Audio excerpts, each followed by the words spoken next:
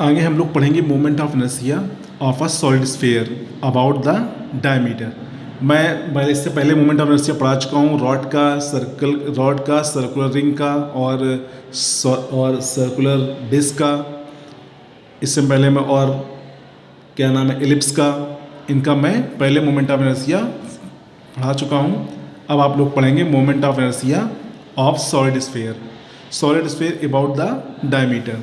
तो सबसे पहले क्या करेंगे हम लोग, सॉलिड स्फीयर का हम लोग एक सेमी सर्कल पार्ट ले लेंगे या हेमी स्फीयर ले लेंगे। तो हेमी स्फीयर में हमने क्या किया, मान लिया इसका सेंटर ओ था और यहाँ पर कोई हमने बताया था कोई हम लोग एलिमेंट एरिया मानते हैं। तो देखिए याद रखना कि एलिमेंट एरिया होता है r delta theta delta are.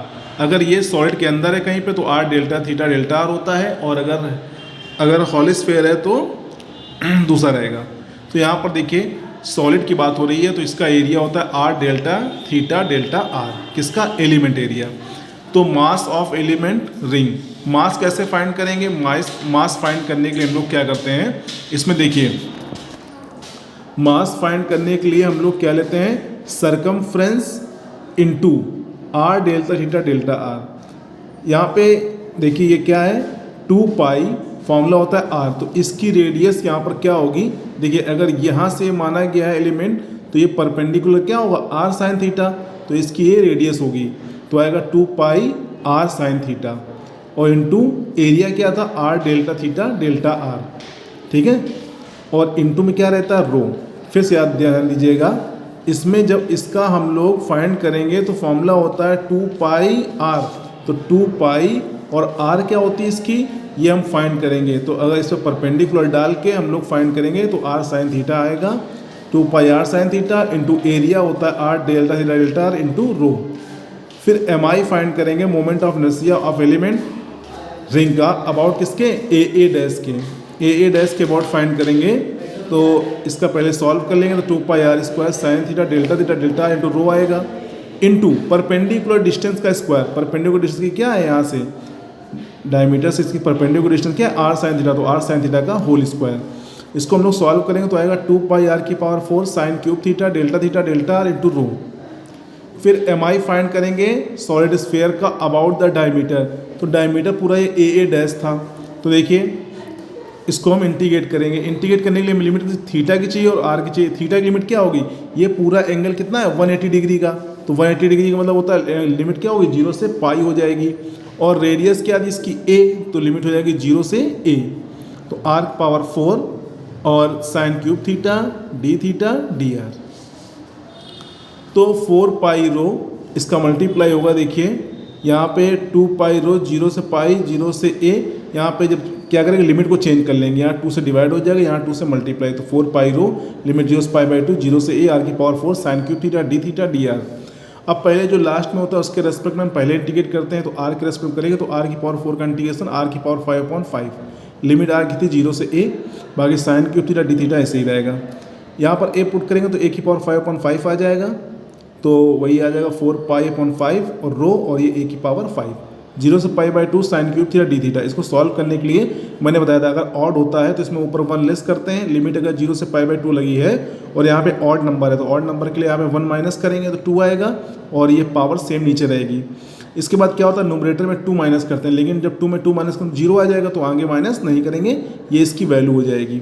अब बात आती है हमें रो की फाइंड करने के लिए, तो यहाँ पर सॉलिड स्फीयर है, सॉलिड स्फीयर में क्या लगता है रो इक्वल टू होता है मास पर यूनिट वॉल्यूम।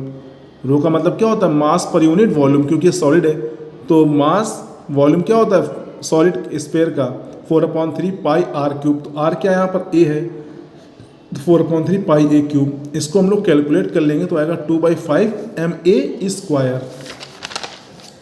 इसके बाद पढ़ेंगे हम लोग हॉलो स्फीयर का। हॉलो स्फीयर में क्या होता है, ये कोई इस हॉलो स्फीयर है, इस पर हम लोग जब कोई स्प्लिट मानेंगे तो इस तरीके से मानेंगे, इसमें कोई भी स्ट्रिप इस तरीके से मानी जाएगी। तो मास क्या होता है मैंने बताया था 2 पाई रेडियस क्या होगी, रेडियस ये होती है जो परपेंडिकुलर यहाँ से फाइंड होगी, तो रेडियस क्या है ये ए साइन थीटा, तो 2 पाई ए साइन थीटा। और मैंने बताया था हॉलो स्फीयर के लिए आर डेल्टा थीटा होता है, यानी ए डेल्टा थीटा। अगर यहाँ पे सॉलिड होता तो are delta theta delta are होता है, लेकिन यहाँ पर ए है तो ए डेल्टा थीटा ले लेंगे। ठीक है, क्योंकि हॉलो है, हॉलो में ये होता है, और सॉलिड में ए डेल्टा थीटा डेल्टा या are delta theta delta are हम लोग पढ़ सकते हैं। यहाँ पे ए डेल्टा थीटा ऐसे लिख दिया क्योंकि यहाँ पे आर का टर्म नहीं है, इसलिए ए डेल्टा थीटा लिया गया है, और अगर सॉलिड होता तो यहाँ पे r delta theta delta r लेते हैं।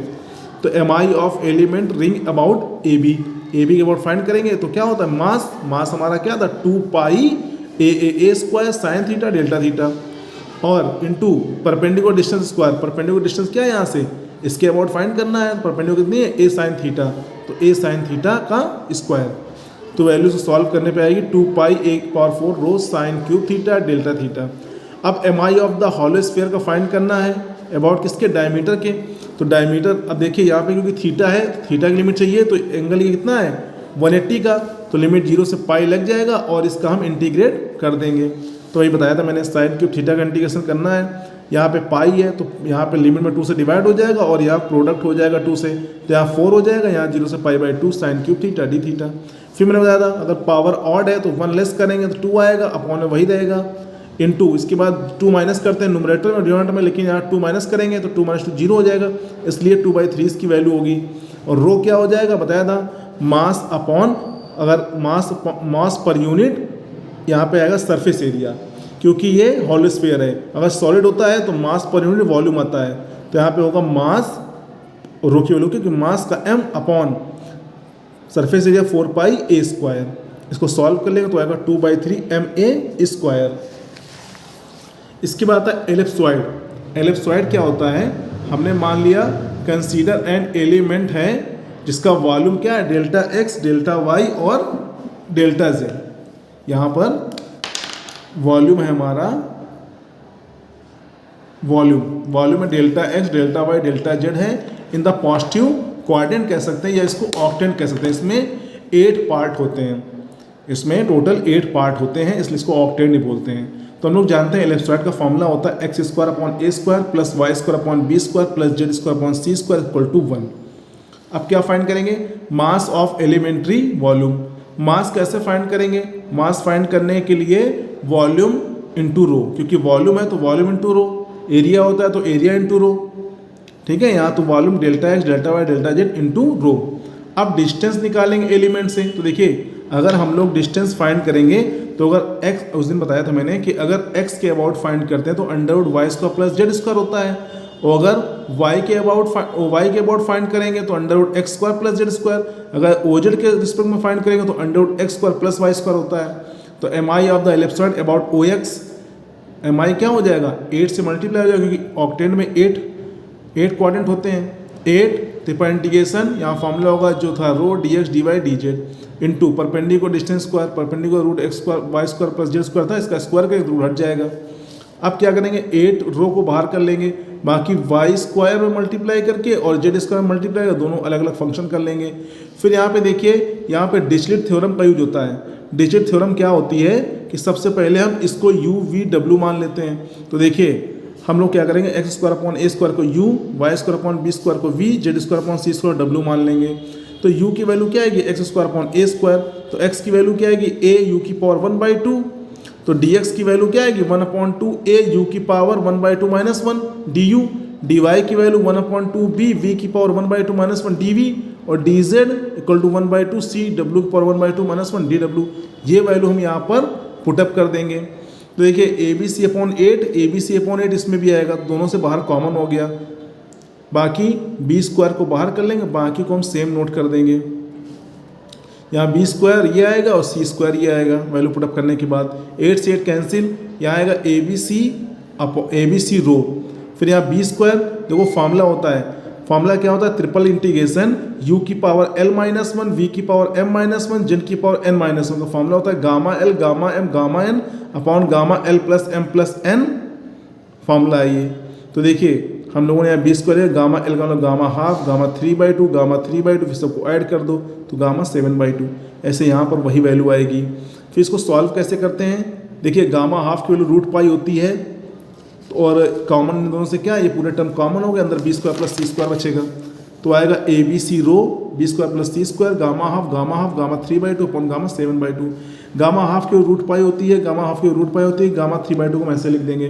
फिर गामा 7/2 कैसे सॉल्व करेंगे, इसमें पहले 1 लेस करेंगे तो 5/2, 5/2 में 1 लेस करेंगे 3/2, तो 3/2 में मिल गया ना, इसलिए 3/2 गामा के अंदर भी लिख देंगे, तो ये कैंसिल, इसको कैलकुलेट कर लेंगे तो ये आ जाएगा 4/15 ABC रो B² प्लस C²।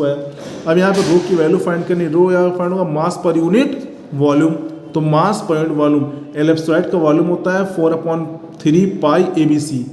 यहाँ जो टर्म कैंसिल होने के बाद आ जाएगा हमारा m/5 B² प्लस C²। इसके बाद क्या आता है, राइट सर्कुलर सिलेंडर, हमें राइट सर्कुलर सिलेंडर के लिए सॉल्व करना है। तो मान लिया हमारा ये कोई राइट सर्कुलर सिलेंडर है जिसका एक्सिस हमारा ये है, वो यहाँ पे सेंटर हो गया, और यहाँ पे हमने क्या मान ली, स्ट्रिप मान ली कोई, या एलिमेंट्री एरिया मान लिया, तो एलिमेंट्री वॉल्यूम मानेंगे। एलिमेंट्री वॉल्यूम जो इसकी डिस्टेंस क्या है, x डिस्टेंस पर है। तो सबसे पहले क्या फाइंड करते हैं, सबसे पहले मास ऑफ डिस्क फाइंड करते हैं। मास कैसे फाइंड करेंगे, मास का फॉर्मूला होता है वॉल्यूम इंटू डेंसिटी। वॉल्यूम क्या होता है, वॉल्यूम होता है एरिया इंटू ब्रेथ। तो हमने मान लिया इसकी जो थिकनेस थी वो ΔX थी, तो एरिया क्या होगा, क्योंकि ये सर्कल है, सर्कल का एरिया क्या होता है πr², तो πr यहाँ पे a लेट किया गया तो πa² इंटू मोटाई, मोटाई क्या है ΔX, थिकनेस जिसको बोलते हैं, इंटू रो रहता है। अब mi of disc about the axis find करेंगे, परपेंडिकुलर तो प्लेन, तो क्या आएगा हमारा, अब फॉर्मूला होता है ma²/2, क्या होता है ma²/2, तो m तुम्हारा पूरा ये था और a²/2 मैंने पढ़ाया था आपको, किसका, ma²/2 मैंने ये आपको पढ़ाया था मोमेंट ऑफ इनर्शिया में। और ये मोमेंट ऑफ इनर्शिया किसका, सर्कुलर डिस्क का। सर्कुलर डिस्क का किसी प्लेन पे अगर परपेंडिकुलर है तो उसका होता है फॉर्मूला ma²/2, m ये था, a²/2। फिर पूरे का माई निकालना है तो पूरा बाहर कर देंगे, केवल अंदर तो x है नहीं तो वो बाहर रहेगा सब। यहाँ पर लिमिट 0 से h dx लग जाएगी, यहाँ लिमिट अप्लाई करने पे यहाँ वैल्यू h आ जाएगी। अब रो की वैल्यू क्या होती है, मास अपॉन वॉल्यूम, तो मास क्या हो गया m, क्योंकि सिलेंडर है, सिलेंडर तो वॉल्यूम होगा, m अपॉन वॉल्यूम क्या होगा πa²h, क्योंकि फॉर्मूला होता है सिलेंडर का वॉल्यूम क्या होता है πr²h, तो πr की वैल्यू a थी तो a² इंटू h, कैंसिल करने के बाद हमारा आएगा 1/2 ma², ये हमारा आया। चलिए अब हम लोग फाइंड करेंगे, प्रॉब्लम है find the moment of inertia, हमें मोमेंट ऑफ इनर्शिया फाइंड करना है ऑफ अ हॉलो स्फीयर का। हॉलो स्फीयर का हमें मोमेंट ऑफ इनर्शिया फाइंड करना है अबाउट किसके, डायमीटर के, डायमीटर के about moment of inertia find करना है, जिसकी एक्सटर्नल और इंटरनल रेडियस क्या है, ए और बी हैं। चलिए तो हमने कंसीडर किया एक हमारा हॉलो स्फीयर है जिसकी एक्सटर्नल रेडियस ए है, इंटरनल रेडियस बी है, ठीक है, इसकी एक्सटर्नल रेडियस ए है और इंटरनल रेडियस बी है।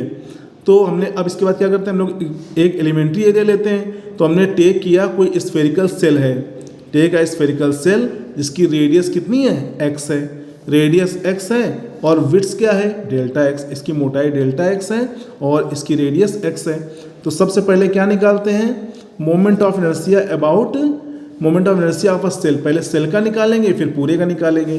तो सेल का निकालेंगे तो देखिए मैंने फॉर्मूला बताया था, moment of inertia of hollow sphere का क्या होता है 2/3 ma²। अभी देखिए पढ़ाया था मैंने आपको, ये देखिए हॉलो स्फीयर का moment of inertia about diameter का क्या होता है 2/3 ma²।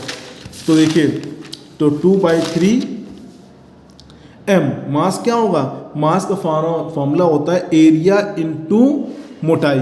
तो एरिया इसका क्या आएगा, एरिया मतलब सरफेस एरिया, सरफेस एरिया क्या होगा 4πr² होता है, लेकिन रेडियस x है तो 4πx² इंटू रो लेते हैं। रो क्या होता है मास पर यूनिट, फाइंड करेंगे हम लोग, यहाँ पे रो की वैल्यू होगी मास पर यूनिट वॉल्यूम, ठीक है। तो चलिए रो ΔX और रेडियस का स्क्वायर, रेडियस का कितनी है, क्योंकि होता क्या डायमीटर के अबाउट फाइंड करना है, तो डायमीटर से इसकी जो रेडियस ऑफ सेल का स्क्वायर तो ये हो जाएगा x²। ये आया मोमेंट ऑफ इनर्शिया अबाउट किसके, डायमीटर के। अब ma² फॉर्मूला हो गया, तो यहाँ पर अब क्या आएगा, मल्टीप्लाई कर लिया। फिर mi फाइंड करना है मुझे हॉलो स्फीयर का, तो लिमिट b से a लगेगी, क्योंकि यहाँ पे एक्सटर्नल रेडियस b थी और इंटरनल b थी और एक्सटर्नल a थी, तो लिमिट b से a लगेगी। बाकी सेम नोट कर दिया।